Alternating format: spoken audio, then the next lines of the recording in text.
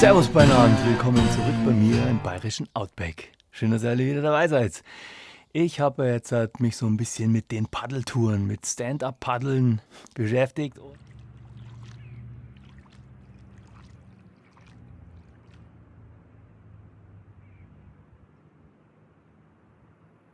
Da sind so ein paar Artikel hängen geblieben, die muss ich euch unbedingt vorstellen, weil sie wirklich so richtig praktisch und richtig gut sind. Jetzt nicht nur zum Paddeln, auch zum Motorradfahren, auch für eure Outdoor-Touren. Und zwar geht es um wasserdichtes Zeug. Heute ganz speziell um diesen OS-AHA Dry Pack. Bin begeistert davon. Es ist wieder keine wirkliche Werbesendung, weil ich mir das natürlich auch wieder selber gekauft habe.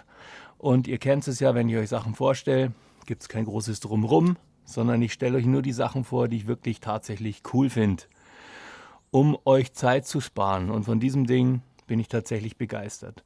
Ich hatte bisher immer Ortlieb-Sachen. Problem bei Ortlieb ist, die haben ja außen zu wenig Taschen. Ansonsten kannst mit Ortlieb überhaupt nichts falsch machen und es ist auch wahrscheinlich das wasserdichteste Teil, was du dir kaufen kannst. Weil wenn was außen keine Taschen hat, ist logisch, dann rollt man es einfach oben so oft ein, klipst es zu, bis es halt wirklich dicht ist. Bei dem hier muss man ein bisschen vorsichtig sein, er ist wasserdicht. Die Tasche da vorne ist spritzwassergeschützt.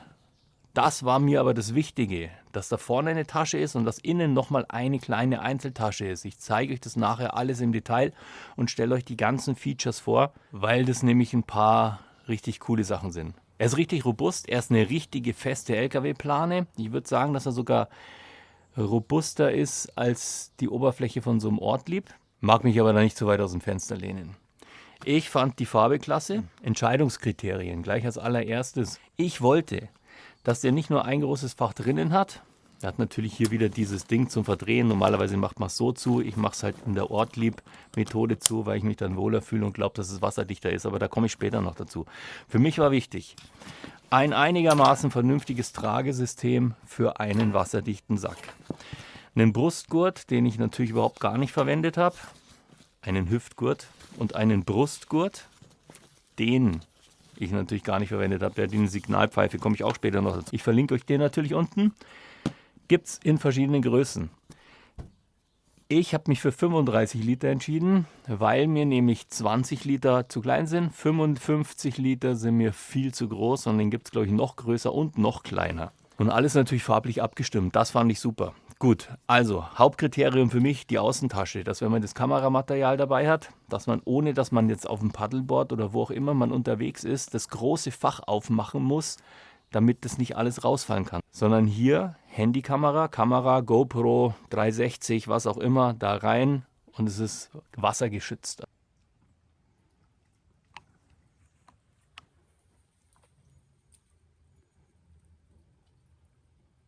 Also ich muss nicht Angst haben, dass wenn ich da oben rumfummel, dass mir irgendwas anderes noch ins Wasser fällt. Dann hat er hier dieses Spannsystem da vorne drauf. Da kann man noch schnell sein Handtuch oder irgendwas anderes reinspannen, fand ich sehr wichtig.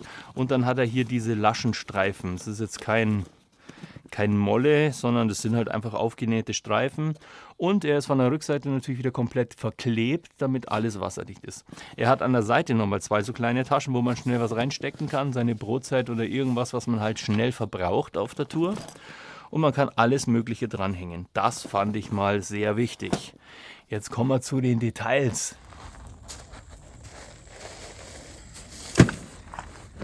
So, jetzt gibt es noch ein paar Details für euch. Und zwar wasserdicht, 35 Liter. Dann hat er hier so ein Gummibandel, wo man noch zusätzliches Gepäck hinschnüren kann. Hier ist nochmal eine Tasche, die auch wassergeschützt ist, wenn man den Reißverschluss hier so reinschiebt. Dann hat man hier eine wassergeschützte Tasche. Dann hat er hier an der Seite diese Gurtbänder, wo man alles Mögliche noch reinhängen kann. Und dann hat er jede Seite hat dann nochmal so eine Tasche hier. Da ist jetzt bei mir eine Taucherbrille drinnen. Und hier ist auch nochmal so eine Tasche. Da kann das Wasser rauslaufen, was auch ziemlich praktisch ist. Und ganz wichtig, sage ich gleich am Anfang, alles was hier drauf genäht ist, ist natürlich innen nochmal doppelt versiegelt. Also das ist von innen nochmal verklebt und nochmal verschweißt, dass das Ding wirklich wasserdicht ist. Dann hat er hier ein Tragesystem, das wirklich okay ist. Also es ist natürlich nicht das Beste und nicht in 1000 Stufen verstellbar, aber es ist ein Tragesystem, was richtig was taugt. Hier auch wieder mit Laschen, wo man verschiedene Sachen einhängen kann. Hier mit einem Brustgurt, den man eigentlich relativ selten natürlich nimmt. Der Brustgurt hat hier eine Signalpfeife, einen Notsignalpfeiferl, und er hat hier noch einen Hüftgurt, den ich natürlich, so wie es halt die ganzen Engländer bei ihrem Marschgepäck machen, der einfach hinten drinnen ist und der wird einfach nie benutzt.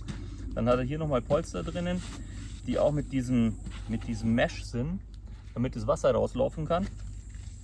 Und dann hat er hier oben diese Doppelclips, und da zeige ich euch nämlich jetzt mal was, weil ich mache das anders. Normalerweise heißt es, man soll das nehmen, so wie bei einem Ortliebsack, das einrollen, und wenn man es eingerollt hat, hier an den Seiten in diese Clips reinstecken. Das heißt, dann ist er so zu. Ich mache die alte Ortlieb-Methode, weil ich das Gefühl habe, dass er, wenn man das so macht, dann hat er nicht genug Fleisch, dass er wirklich wasserdicht wird. Und er hat auch diese Plastikleiste nicht. Deswegen drehe ich den so ein, pack den so und stecke den so zusammen. Und dann ist der nämlich wirklich 100%ig wasserdicht. Und was er auch noch hat, das zeige ich euch jetzt hier drinnen, in Signalfarben nochmal eine extra Tasche mit Reißverschluss, wo man nochmal die wichtigsten Sachen und den ganzen Kleinkram reinpacken kann. Ja, das waren so die wichtigsten Details an diesem ganzen Teil.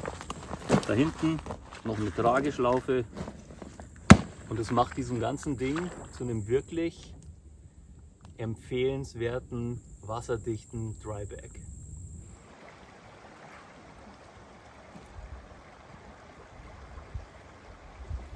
So, Spätzchen. Ich hoffe, das Video hat euch gefallen. Die Paddeltour kann ich nur empfehlen.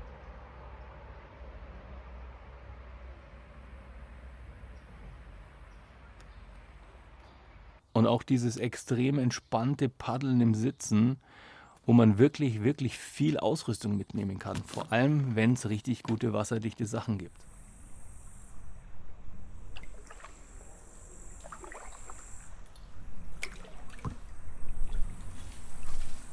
Ja, die Paddeltour durch die bayerischen Mangroven. Es ist einfach so wunderschön, was wir hier direkt vor der Haustür für eine Landschaft haben.